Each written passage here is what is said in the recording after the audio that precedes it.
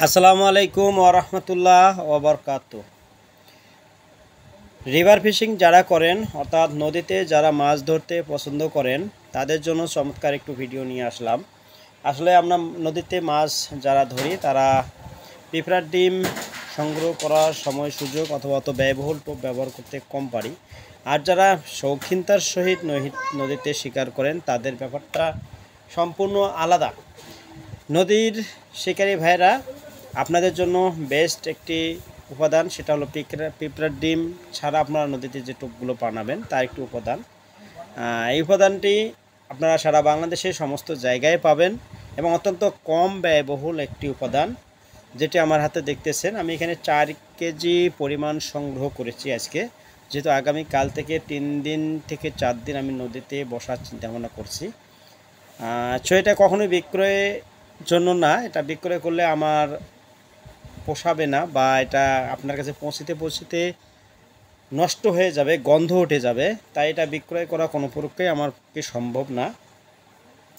তাছাড়া এটা বাংলাদেশে প্রতিটা এলাকায় আনাচে কানাচে সবসময় পাওয়া যায়, তাই এটা বিক্রয় করার দরকারও নাই।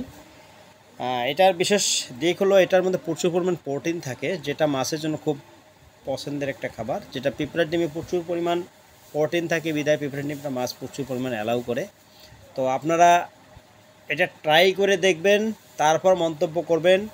কেউ ব্যাড মন্তব্য করার আগে পরীক্ষা না করে কখনো ব্যাড মন্তব্য করবেন না, এটা আমার অনুরোধ। কারণ আমার ভিডিওতে অনেক ভাই আসেন যাদের সংখ্যাটা খুবই নগণ্য, কিন্তু তারা ফট করে একটা মন্তব্য করে বসেন। আমি বুঝতে পারছেন কারের উদ্দেশ্যে বলতেছি। ফট করে একটা, আমি বলবো যে বোকার মতো একটা মন্তব্য করে বসেন যে 007 4-এর একটা বাজে 4, এটা একটা বাজে জিনিস, ফট করে একটা মন্তব্য করেন। সেই ভাইকে আমি বলবো আপনি একবার ব্যবহার করে তারপর মন্তব্য করেন। বাংলাদেশের মধ্যে অনেক চার ব্যবসায়ী আছে, অনেক টোপ ব্যবসায়ী আছে, তাদেরকে আমি বলি আপনার যে লোকগুলো এই ধরনের মন্তব্য করেন একবার চিন্তা করে দেখেন যে 007-এর পিছে বা পাশে একবার দাঁড়াতে পারবেন কিনা। তো শিকারী ভাইরা চলে যাচ্ছি আমার উপাদান নিয়ে। আমি 4 কেজি পরিমাণে দুধের সর নিয়েছি।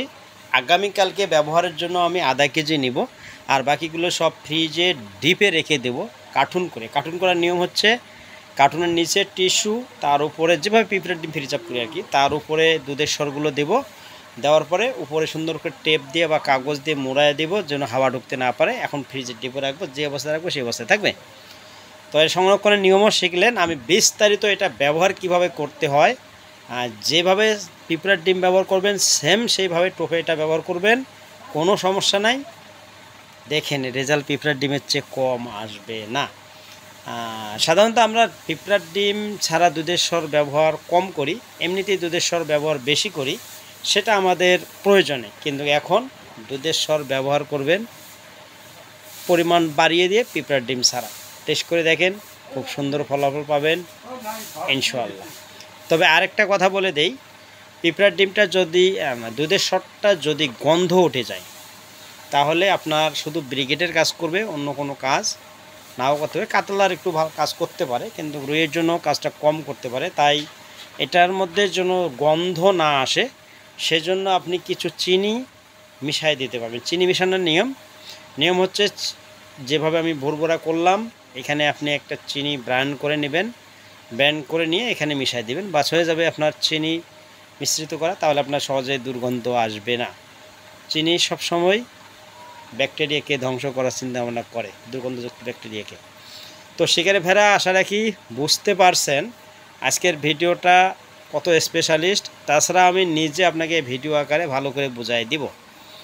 পরবর্তীতে বড় ভিডিও দেখবেন, ইনশাআল্লাহ বিস্তারিত বুঝতে পারবেন। আসসালামু আলাইকুম ওয়া রাহমাতুল্লাহ ওয়া বারাকাতুহু।